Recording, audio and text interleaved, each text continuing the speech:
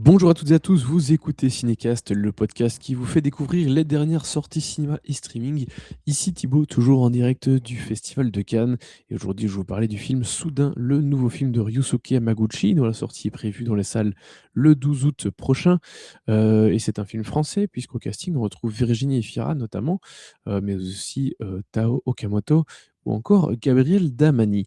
Mais avant de nous plonger dans la critique, pensez à vous abonner sur votre plateforme préférée, à liker si vous êtes sur YouTube ou à laisser un avis sur votre appli de podcast préféré.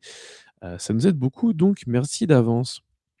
Alors, Ryusuke Hamaguchi, c'est un réalisateur qui a beaucoup fait parler de lui ces dernières années, parce que bon, la plupart de ses films sont passés à Cannes. Ils ont eu un joli succès. Évidemment, il y a eu Drive My Car il y a 5 ans qui a été quand même une grande révélation. Il y a eu, Les Contes du hasard aussi et autres je ne sais plus quoi, mais qui était vraiment très, très beau, qui était passé, à Berlin par contre. Il y a eu aussi le fameux Asako, 1 et 2, qui était déjà passé à Cannes et dernièrement, enfin le dernier film en date, c'était, Le mal n'existe pas, Evil does not exist, qui était passé à Venise il y a 2 ans. Donc vraiment, surtout depuis, Drive My Car, mais déjà, quand même avec, Asako 1 et 2, mais c'est vraiment Drive My Car qui l'a vraiment un peu, mis sur, enfin grâce auquel il a eu une hype un peu auprès des cinéphiles. Donc voilà, forcément son nouveau film, tourné en France, principalement en français, mais pas que, bah, il y a quelque chose d'assez excitant et donc le retrouver en compétition à Cannes, forcément, ça fait envie et on l'attend au tournant. De quoi s'agit-il? Il est question d'une directrice d'un établissement pour personnes âgées, Marie-Lou, qui tente, d'y instaurer une philosophie de soins innovante basée sur l'écoute et la dignité des résidents, malgré la réticence d'une partie de ses équipes. Sa rencontre avec Marie, une metteuse en scène japonaise qui se bat contre un cancer, va bouleverser sa trajectoire. En nouant une amitié profonde, les deux femmes engagent ensemble un combat pour rendre possible l'impossible. Alors, comme ça, ça a pas l'air très excitant et si en plus je vous dis que le film dure 3h15, je pense qu'il y en a beaucoup qui vont déjà se dire: «Non, je ne vais pas y aller» et quelque part je peux comprendre, mais c'est Ryusuke Hamaguchi et il fait pas les choses, comme tout le monde et donc autant, les 1 échos que j'ai eus du film étaient pas très bons, heu, de de de journalistes un peu privilégiés qui avaient eu l'occasion de le voir avant Cannes, mais voilà, il y a pas beaucoup de personnes qui ont eu l'occasion de voir le film avant. Voilà et les rares échos que j'en avais eu étaient pas très, très bons. On me parlait d'un film, bah, forcément long, ça on le sait, mais très, très verbeux. Je un confrère qui avait lu le scénario à l'époque, me parlait d'une brique, avec énormément de dialogue, donc voilà, honnêtement, ça me faisait un peu peur et puis en plus, bon, le film démarre, on voit cette histoire de directrice dans ce home, pour personnes âgées, qui essaye de faire, tant bien que mal son travail dans les conditions qu'on peut imaginer, avec les moyens qu'on peut imaginer, ou plutôt le manque de moyens qu'on peut imaginer. Donc a priori, pas forcément très emballant sur le papier, mais en fait, rapidement, je trouve que Hamaguchi arrive à instaurer un rythme et surtout à s'intéresser à cet univers des homes et de la réalité dans ces endroits-là. La réalité tant pour, la directrice, mais aussi, pour le personnel soignant, les animateurs et cetera, et puis, bah, les pensionnaires et c'est vraiment très intéressant et bien qu'il prenne un peu du temps quand même pour poser, le cadre, ses personnages et cetera. Je trouve que dès le début, il arrive quand même à pêcher les spectateurs et à les emmener avec lui. Et puis il y a cette fameuse rencontre avec, Marie, la metteuse en scène, japonaise, hem, qui va être vraiment une rencontre, heu, hyper importante, vraiment bouleversante pour, heu Marie-Lou, et bah, Marie aussi, vu que, les 2 femmes vont avoir une connexion, mais presque instantanée. En tout cas, ça va être une évidence amicale. Hem, et les 2 vont se bouleverser l'une l'autre parce qu'elles vont très vite trouver une place très importante dans la vie de l'autre, dans la vie l'une de l'autre et en fait leur relation est le cœur, du film. C'est-à-dire que cette relation va servir à alimenter à peu près toutes les thématiques du film. Il y a évidemment l'amitié qui est, sans doute la thématique la plus importante, hein, les relations humaines et surtout l'amitié. Mais évidemment, il y a tout le côté, heu, toute la partie qui concerne les homes, hein, les EHPAD, pa comme vous dites en France, pardon, avec ce que j'ai dit avant, hein, leur financement, leur fonctionnement et cetera, ce qui fonctionne, ce qui fonctionne pas, mais aussi tout le côté sur la place qu'on laisse à nos aînés, enfin la place qu'on leur donne, sachant que la culture européenne et la culture, asiatique ne enfin les cultures, hein, parce qu'évidemment il n'y en a pas qu'une, mais sont très différentes sur la question. On sait bien à quel point les cultures asiatiques, sont très concernées par la la gestion des personnes âgées.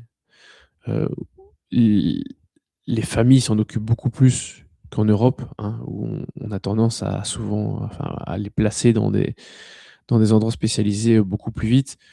Donc voilà, ce sont clairement pas les mêmes des visions identiques et bien que, ce soit pas abordé de façon aussi frontale pour le côté, asiatique, il y a quand même de ça qui est là et qui est très intéressant.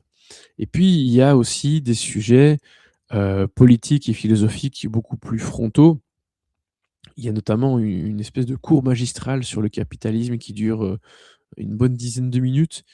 Une scène qui est absolument passionnante, hem, où en fait alors éthiquement, enfin je pense que cette scène et d'autres moments du film peuvent poser question, mais en fait il y a cette réflexion qui vient et qui fait que, Marie-Lou commence à se dire, grâce aux explications de Marie, heu, bah, voilà, elle manque de moyens dans son home, elle veut avoir des moyens supplémentaires, parce qu'ils veulent essayer, une nouvelle approche dans ce home pour, mieux traiter, mieux accueillir les personnes âgées et mais évidemment, c'est une espèce de cercle vicieux, hein, parce que si enfin, le home a besoin d'argent. Sans argent, il peut pas fonctionner. Mais donc ils aimeraient bien augmenter les aides-soignants. Mais pour ça, il faudrait avoir plus d'argent. Si tu veux avoir plus d'argent, tu dois aussi quelque part avoir plus, de patients, plus de pensionnaires. Mais ça veut dire aussi, plus de charges de travail pour les employés. Donc ça veut dire à nouveau plus d'employés. Enfin donc c'est très compliqué comme situation, c'est pas tenable. Et donc il y a cette petite réflexion qui va arriver, comme quoi, bah, en fait, on peut pas toujours espérer que le politique et les autres fassent le taf à notre place, enfin à notre place. On peut pas toujours attendre que les autres fassent plus et donc il y a un moment, il faut accepter quelque part la réalité et se dire: ben voilà, qu'est-ce que je peux faire avec les moyens que j'ai, les moyens qu'on me donne? Est-ce qu'il y a moyen de changer des choses autrement pour améliorer la situation?» Et toute cette partie-là, elle est vraiment très, très intéressante. Alors elle est peut-être un petit peu naïve. Il y a des choses qui, politiquement, peuvent poser question, pardon, mais en tout cas, je trouve que la réflexion et la façon dont la réflexion arrive, elle est très intéressante. Ce qui est évidemment génial, c'est que c'est un film qui est profondément humaniste. Je pense que vous l'avez bien compris, mais la façon dont les 2 personnages de Marie-Lou et de Marie vont se nourrir et impacter la vie l'une de l'autre, c'est absolument magnifique et puis comment leur relation va avoir un impact sur la vie des autres, ça aussi, c'est très important. Hem et et ce qui est génial, c'est que Hamaguchi arrive à rendre ces 3h15 hyper, hyper fluides. On s'ennuie jamais. Ça passe vraiment comme une lettre à la poste et ça, c'est fou parce que, il y a parfois, j'ai eu l'impression, je je caricature un petit peu, je vais un peu grossir le trait, mais que, hem, que j'étais face à un film à sketch, parce qu'il y a vraiment toutes des parties qui ont l'air, enfin on voit vraiment très clairement: «Ah ça c'est telle scène qui va parler de ceci, ça c'est telle autre scène qui va parler de cela» et cetera. Comme s'il y avait des choses très différentes dans le film et en même temps, la construction dramatique, la construction narrative du film et puis la qualité des dialogues font que, en fait, tout est vraiment très fluide, que c'est très cohérent et qu'on n'a pas du tout l'impression de voir des choses, qui n'ont aucun sens, qui n'ont pas de lien, les unes entre les autres, que du contraire et qui font que, ces 3h15, elles passent très, très vite. Hem, donc franchement, pour un film qui est hyper, verbeux, c'est presque étonnant parce qu'un film qui est verbeux et qui dure, 1 heure et demie, on peut avoir l'impression que ça dure très longtemps. Mais, quand c'est fait avec autant de qualité, au niveau de l'écriture, mais aussi de la mise en scène, franchement, ça aurait pu durer 1 heure de plus, il y aurait pas eu de souci pour moi. Voilà. Et en plus le dernier acte, le dernier tiers du film est vraiment génial, hyper prenant, avec, beaucoup d'émotions. Et l'émotion, elle est là, bien sûr, grâce à la qualité de l'écriture, que je vante énormément, mais aussi, heu, grâce et surtout peut-être grâce à la prestation des 2 comédiennes, Virginie Fira et Tao Okamoto, qui sont absolument magistrales. Et autant je suis pas un expert, enfin je connais un petit peu le cinéma japonais, mais je suis pas un grand, grand connaisseur non plus et je connais pas bien, Tao Okamoto. Mais elle parle en tout cas très bien français dans le film et Virginie Fira, elle par contre, elle m'a épaté, mais encore plus quelque part parce qu'elle parle japonais à de nombreuses reprises dans le film et c'est pas, je pense, 3 phrases apprises par cœur. Il y a des moments où elle parle des minutes entières en japonais et donc bon, je pense que le japonais, comme le chinois, comme le coréen, sont des langues très difficiles à apprendre et que pour vraiment les maîtriser, il faut un peu moins de 10 ans. Je pense qu'on peut déjà parler correctement après 2 ans, hein, des échos que j'en ai. Mais voilà, ici, j'ai l'impression que Virginie Fira, elle a dû quand même un peu apprendre le japonais et qu'elle a pas juste appris, des répliques par cœur parce que je vois pas comment elle aurait pu faire. Elle le parle vraiment très, très bien. Bon après je parle absolument pas japonais. Je peux absolument pas parler de la qualité de son accent, hein, de sa prononciation et cetera. Si elle est compréhensible ou pas, je suppose que oui, hein.